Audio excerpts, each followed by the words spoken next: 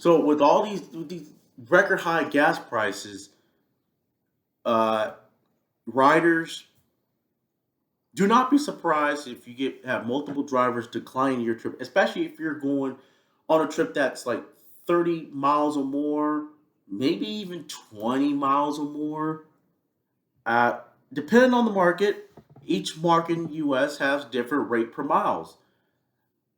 And in most markets, for Uber X, regular Lyft, we're going to stick with that. We're not going to talk. We know there's higher tiers, but we're going to just stick with the basic because most riders choose the basic.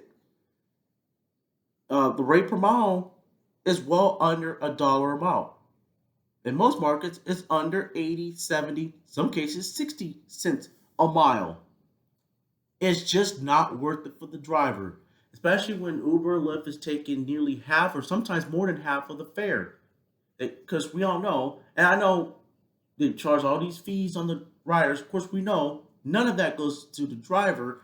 The drivers are only paid based on the rate per mile. They get 75% of the rate per mile, 75% of the rate per minute, and 75% of the base fare.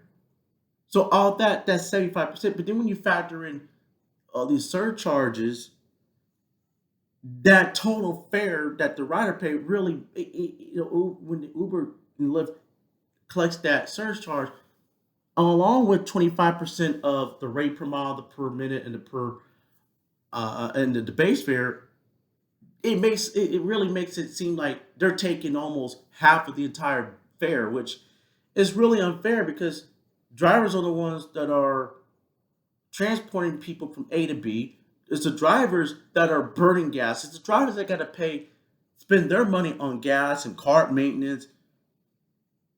And with all these gas prices, you know what? A lot of drivers are going to cut back. A lot of drivers are just going to do short rides. So riders, just be prepared. Don't expect a lot of drivers willing to go long distance. And of course, in many markets, yes, they have a lot of drivers. Uh, Along with California and some other states, they have upfront trip info. At the request screen, they can see pick up and drop off info, and right there, the drivers can decide, nah, do I want to do this trip or not? Or in markets where they don't have upfront trip info, well, unless you have an indicate that says 45 plus minutes, the driver's not going to know where you're going until you, the rider, have been picked up. So, riders, if you really need to go on a trip that's going to be more than, like, say, 20, 30 miles and drop off in another city where there's a good chance the driver may not get any business, try to, head back towards their home city, thus dead heading back home, um, based on the pay. I know this is really not supposed to be your obligation, but if, it comes down to how bad you need to get to a city that's a little bit far out. A nice little tip doesn't hurt at all.